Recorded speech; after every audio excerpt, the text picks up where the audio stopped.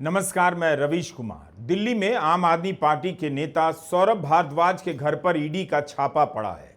जब भी ईडी का छापा विपक्ष के किसी नेता के यहां पड़े, तब सबसे पहले यह देखना चाहिए कि देश में क्या चल रहा है, किस बात से ध्यान भटकाने के लिए छापा पड़ा होगा। दिल्ली में अगर छापे पड़ेंगे तो किसके कवरेज पर असर पड़ेगा। बिहार में प्रियंका गांधी, राहुल गांधी वोट चोरी को लेकर लगातार यात्रा कर रहे हैं। महाराष्ट्र से उम्मीदवार बलराम पाटिल ने भी रिसर्च से बताया है कि कैसे उनके क्षेत्र में डुप्लीकेट वोटर का खेल हुआ और उन्होंने चुनाव से पहले शिकायत की, मगर कोई कार्रवाई नहीं हुई। क्या इन सब से ध्यान भटकाने के लिए सौरभ भारद्वाज के यहां छापा पड़ा होगा? देश के नागरिकों से नागरिकता साबित करने के लिए कहा जा रहा है, उनसे कागज मांगा जा रहा है और यहां प्रधानमंत्री मोदी की डिग्री नहीं दिखाई जा रही है। क्या इससे ध्यान भटकाने के लिए सौरभ भारद्वाज के घर छापा पड़ा होगा? इस तरह से देखा कीजिए। फिर यह भी देखा कीजिए कि ईडी की टीम बीजेपी के मंत्रियों के घर पर क्यों नहीं छापे मारती है। उसके बाद यह भी देखा कीजिए कि विपक्ष को फंसाने के लिए ईडी का किस तरह से इस्तेमाल हुआ और ईडी की जांच को लेकर सुप्रीम कोर्ट ने कितनी बार फटकार लगाई। तब आपको समझ में आएगा कि सौरभ भारद्वाज के घर पर छापे का संबंध भ्रष्टाचार के खिलाफ लड़ाई से है या विपक्ष को मिटा देने की साजिश से। उत्तराखंड में बीजेपी सरकार में वन एवं ऊर्जा मंत्री रह चुके हरक सिंह रावत ने आरोप लगाया है कि खनन माफिया से पैसा लेकर बीजेपी ने 30 करोड़ की एफडी कराई। हरक सिंह रावत अब कांग्रेस में आ गए हैं। उस समय त्रिवेंद्र सिंह रावत मुख्यमंत्री थे, जो अब बीजेपी में हैं और हरिद्वार से भाजपा सांसद हैं। उन्होंने कहा कि यह बात सही है, लेकिन एफडी 30 नहीं 27 करोड़ की है और बीजेपी ने टेबल के नीचे से पैसे का लेन देन नहीं किया। अवैध खनन करने वाले सिंडिकेट से चेक के जरिए बीजेपी की उत्तराखंड यूनिट को चंदा दिलाया गया। ठेकेदारों से भी करोड़ों का चंदा लिया गया। ये पूर्व मुख्यमंत्री और मौजूदा भाजपा सांसद आरोप लगा रहे हैं। हरक सिंह रावत धमकी दे रहे हैं, उनके पास सबूत है, उजागर कर देंगे। यह भी याद रखना चाहिए कि इसी जुलाई में ईडी ने मनी लॉन्ड्रिंग के केस में चार्जशीट दायर की है हरक सिंह रावत के खिलाफ। तो हो सकता है इस वजह से दावे कर रहे हो, लेकिन बीजेपी के सांसद और बीजेपी के पूर्व मुख्यमंत्री त्रिवेंद्र सिंह रावत ने पुष्टि कर दी है कि अवैध खनन वालों से चंदा लिया गया।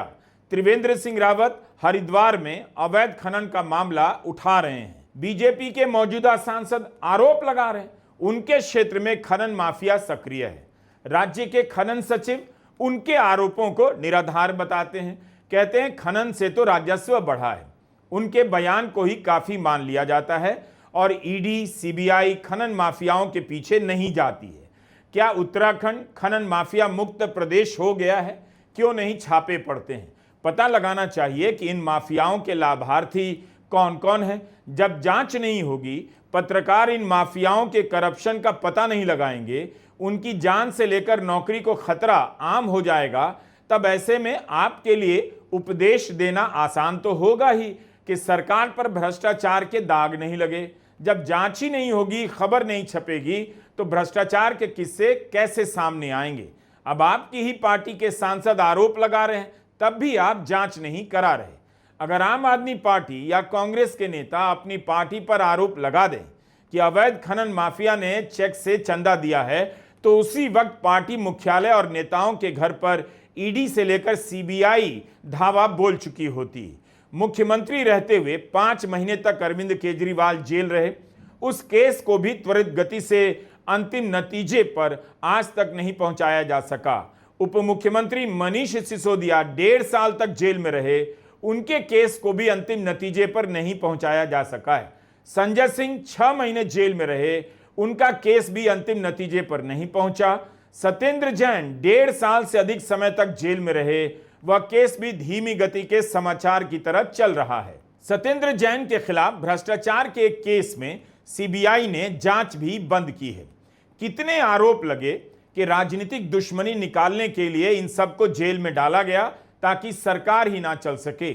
ऐसा नहीं था कि केवल आरोप लगे, हाईकोर्ट से कई बार जमानत नहीं मिली, कुछ नया नहीं मिल रहा था, फिर भी जमानत नहीं मिल रही थी।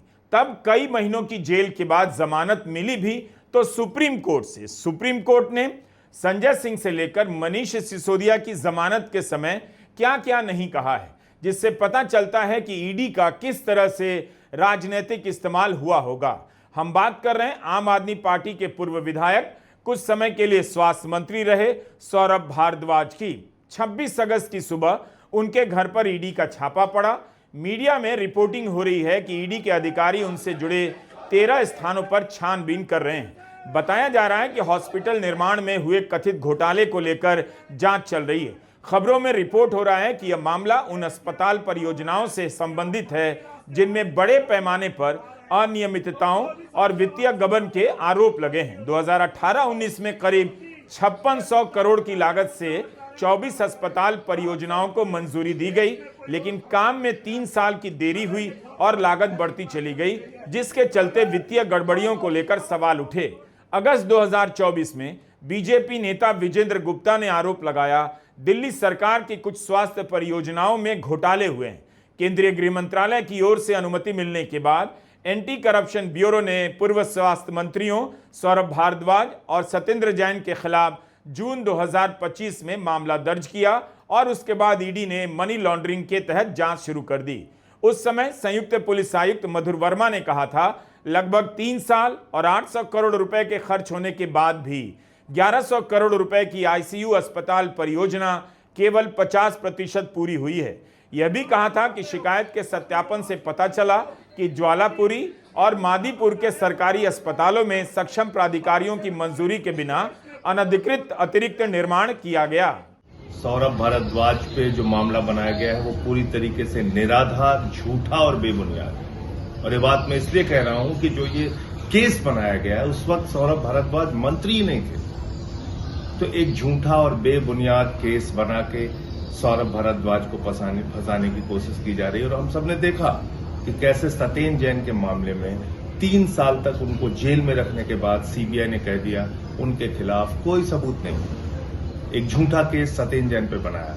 आम आदमी पार्टी के नेताओं पे लगातार झूठे केस बना बना के उनको जेल में डालना भारतीय जनता पार्टी मोदी सरकार की एक नीति बन गई है, एक उनका रवैया बन गया है, हमको दबाने के लिए, हमको झुकाने के लिए।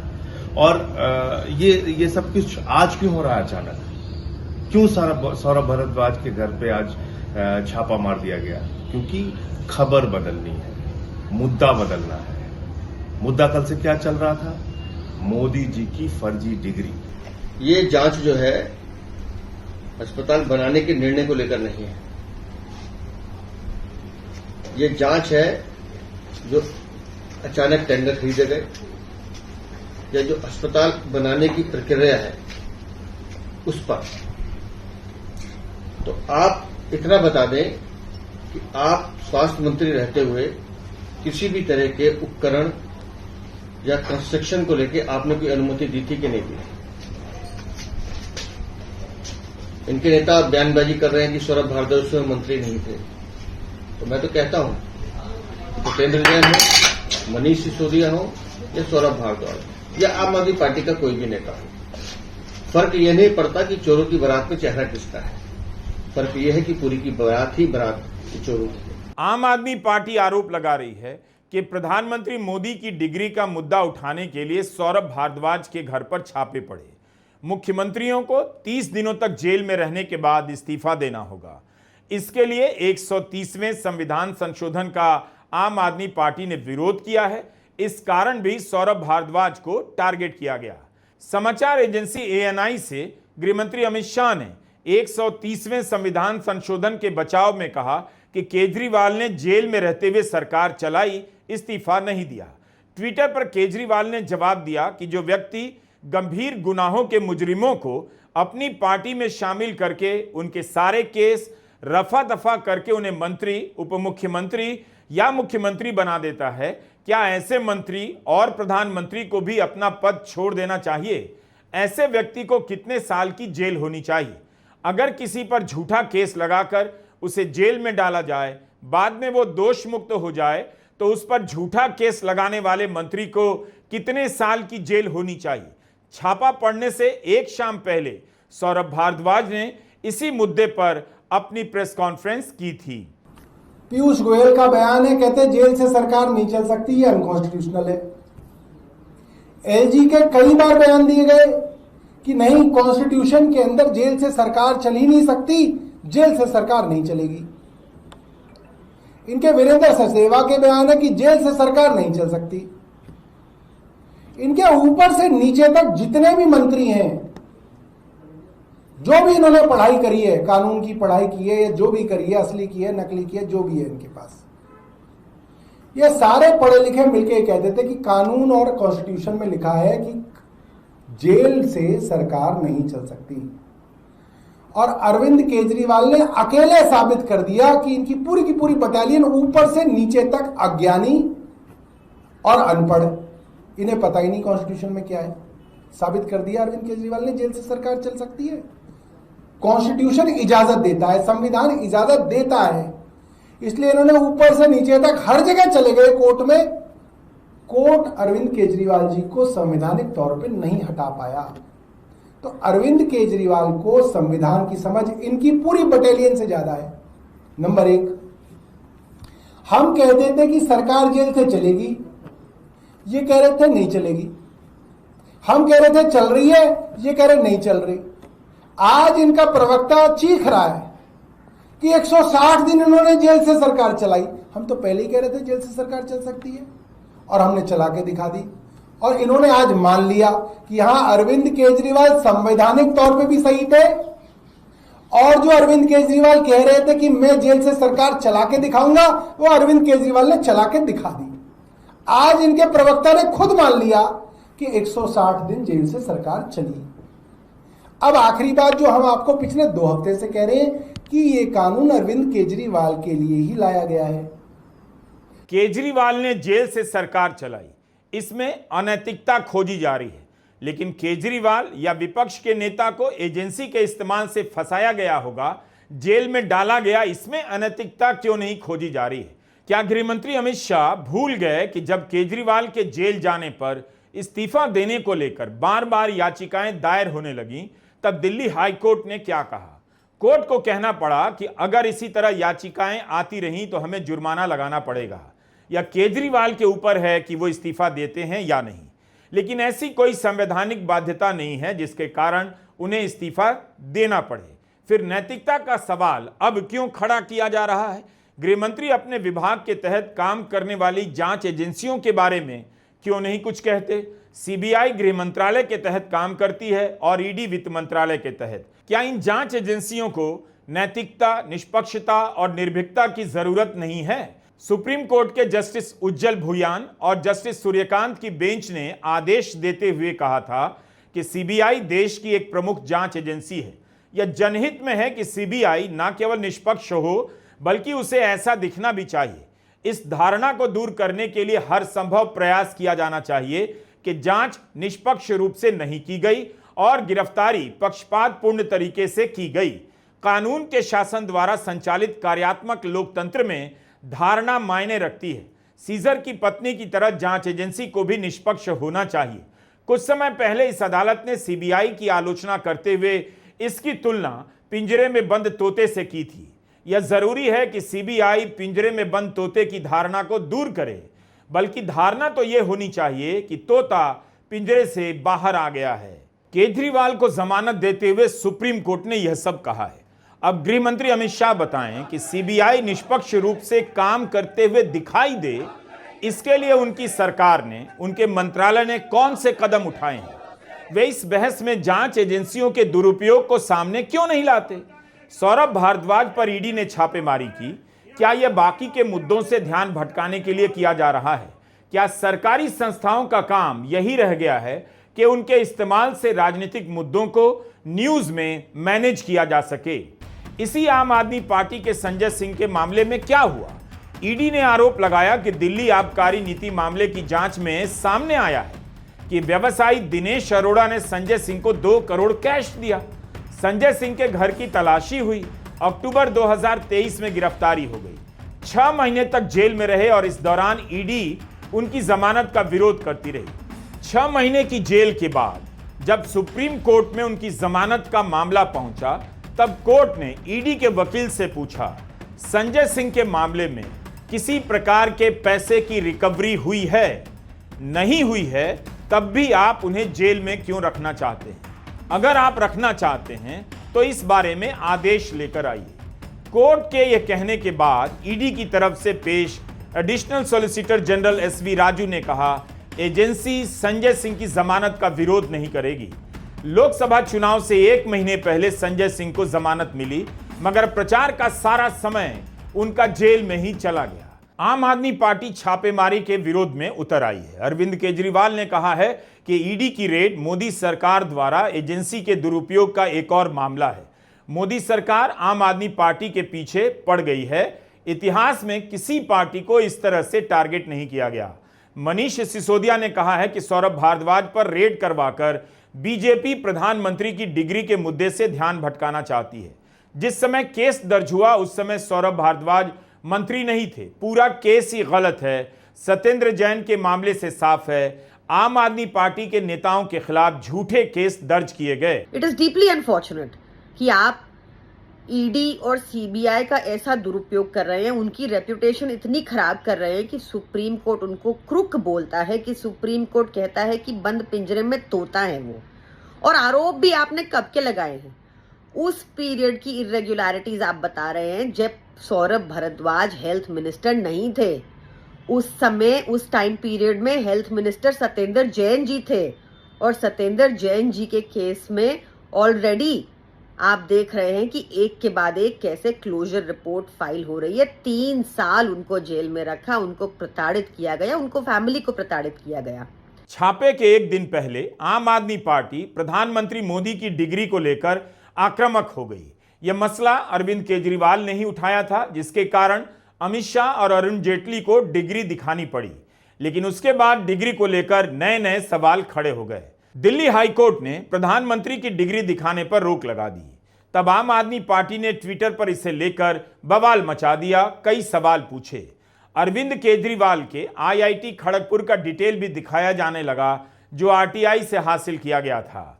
कहा गया कि एक नेता का सब कुछ सामने है तो प्रधानमंत्री मोदी की डिग्री क्यों नहीं दिखाई जा सकती? दिल्ली यूनिवर्सिटी छुपाना चाहती है कि प्रधानमंत्री जी उनके छात्र थे। अब पूरा देश इस बारे में बात कर रहा था, तो इससे ध्यान भटकाने के लिए सौरभ भारद्वाज जी के घर पर फर्जी ईडी की रेड की गई है। ये रेड 100% फर्जी क्यों है? क्योंकि जिस समय का ये मामला है, जब अस्पतालों के निर्माण का ये फैसला हुआ, तब सौरभ भारद्वाज जी मंत्री ही नहीं थे। वो उसके 2 साल बाद मंत्री बने। अब आप ही बताइए, ये तो बिल्कुल हास्यास्पद बात है कि आप मंत्री नहीं थे। आपके मंत्री के कार्यकाल शुरू होने से 2-3 साल पहले के फैसले पर आप पर रेड की जा रही है। दिल्ली में आम आदमी पार्टी की सरकार बनने के बाद उनके विधायकों के यहां लगातार छापेमारी हुई और उसके साथ साथ मंत्रियों के यहां शुरू हो गई। सत्येंद्र जैन, मनीष सिसोदिया, अरविंद केजरीवाल और साथ साथ सांसद संजीव अरोड़ा के यहां भी छापेमारी हुई। बाद में संजीव अरोड़ा ने पार्टी छोड़ दी, बीजेपी में चले गए। केजरीवाल और मनीष सिसोदिया के सहायकों के घर पर छापेमारी हुई। आज तक इन सभी मामलों में जांच कहां तक पहुंची है, कोई स्पष्टता नहीं। ईडी पर की गई सुप्रीम कोर्ट की टिप्पणियां क्या उसके निदेशक और सरकार को नजर नहीं आती? 7 अगस्त की खबर है, हर जगह छपी मिलेगी। जस्टिस सूर्यकांत, जस्टिस उज्जवल भूयान और जस्टिस एन कोटेश्वर सिंह की बेंच एक मामले में सुनवाई कर रही थी। जुलाई 2022 में सुप्रीम कोर्ट ने पीएमएलए के तहत ईडी की गिरफ्तारी, छानबीन और जब्ती की शक्तियों को जायज ठहराया था। उस फैसले के खिलाफ सुप्रीम कोर्ट में कुछ याचिकाओं पर सुनवाई हो रही थी, जिस दौरान जस्टिस भूयान ने कहा ईडी को कानून के दायरों में रहते हुए ही काम करना चाहिए, अपराधियों की तरह नहीं। अपने एक फैसले में मैंने ये बात नोट की है कि पिछले 5 वर्षों में ईडी ने 5000 शिकायतें दर्ज की हैं, लेकिन सजा की दर 10% से भी कम है। हम ईडी की छवि को लेकर भी परेशान हैं। 5-6 साल कस्टडी में रहने के बाद अगर कोई बरी होता है तो जिम्मेदारी कौन लेगा, यह सवाल सुप्रीम कोर्ट पूछ रहा है। 5 साल तक जेल में रहने के बाद अगर कोई बरी किया जाता है तो इसकी जिम्मेदारी कौन लेगा? क्यों नहीं इसकी जिम्मेदारी तय की जाती है? सुप्रीम कोर्ट की बेंच ने यह सवाल किया। हालत यह है कि मोदी सरकार नैतिकता के नाम पर ऐसा कानून ला रही है जिसमें 30 दिनों तक बेल ना मिले तो मुख्यमंत्री को हटा दिया जाएगा। और तर्क यह है कि प्रधानमंत्री ने खुद को भी इस दायरे में रखा है। क्या ईडी के निदेशक कह सकते हैं कि अगर जरूरत हुई तो वे प्रधानमंत्री को भी गिरफ्तार कर सकते हैं? कार्रवाई छोड़िए, क्या वे सिर्फ यह बात मीडिया के सामने आकर कह सकते हैं? इसी मार्च की खबर है। सीपीआईएम के सांसद ए रहीम ने सवाल किया, क्या सरकार बताएगी कि पिछले 10 वर्षों में अलग अलग राजनीतिक दलों के सांसदों, विधायकों और स्थानीय प्रशासन के सदस्यों के खिलाफ ईडी के कितने मामले दर्ज हुए हैं? उनके इस सवाल का जवाब देते हुए वित्त राज्य मंत्री पंकज चौधरी ने कहा कि इस तरह का कोई आंकड़ा जमा नहीं किया जाता है। अपने जवाब में उन्होंने जो जानकारी दी उससे पता चला कि पिछले 10 वर्षों में ईडी द्वारा दायर किए गए 193 मामलों में सिर्फ 2 में दोष सिद्धि की जा सकी है। सिर्फ 2 में। 10 वर्षों में सबसे ज्यादा 32 मामले 2022 से 23 के बीच दर्ज हुए, चुनाव से ठीक पहले के वर्ष में।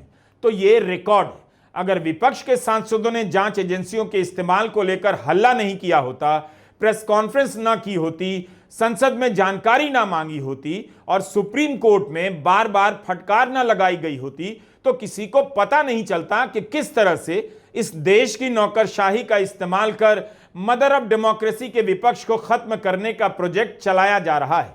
हेमंत सोरेन से लेकर आम आदमी पार्टी तक की एक ही कहानी, एक ही स्क्रिप्ट है। क्या आप ये खाली कुर्सियां भूल गए? लोकसभा चुनाव से पहले दिल्ली के रामलीला मैदान में विपक्ष की बड़ी रैली हुई। अलग अलग दलों के नेता मौजूद थे, लेकिन 2 कुर्सियां खाली छोड़ी गई, हेमंत सोरेन और अरविंद केजरीवाल के नाम की कुर्सी। उस वक्त दोनों जेल में थे। हेमंत सोरेन को जमानत देते हुए झारखंड हाईकोर्ट ने यही कहा, उनके खिलाफ मजबूत सबूत नहीं है। प्रथम दृष्टया जमीन कब्जे का मामला कमजोर लगता है। तब भी हेमंत सोरेन को 5 महीने तक जेल में रखा गया। कभी आपने सुना है कि मोदी सरकार जांच एजेंसियों के तरीकों में बदलाव लाना चाहती है, जवाबदेही लाना चाहती है, ताकि किसी को फंसाने का काम ना हो सके? अगर ईडी के जरिए छापे मारकर विपक्ष को डराना ही है तो इतना क्यों करना है? एक कानून और बना दीजिए कि भारत में विपक्ष नहीं रहेगा। विपक्ष के होने से ईडी को छापे मारने पड़ते हैं, ईडी को फालतू काम करना होता है। ईडी को अब आराम मिल सके इसलिए विपक्ष को ही खत्म कर देना चाहिए। बीजेपी ही अब विपक्ष नियुक्त करेगी, जैसे उत्तराखंड में बीजेपी के सांसद त्रिवेंद्र सिंह रावत अवैध खनन के आरोप लगा रहे हैं और उनकी ही राज्य सरकार के सचिव खंडन कर रहे हैं। इसे मान लिया जा रहा है। ऐलान कर दीजिए इसके बाद कि प्रधानमंत्री नरेंद्र मोदी से सवाल पूछने का मतलब होगा उनसे प्राइवेट जानकारी लेना, इसलिए किसी सवाल का जवाब वे नहीं देंगे। नमस्कार, मैं रवीश कुमार।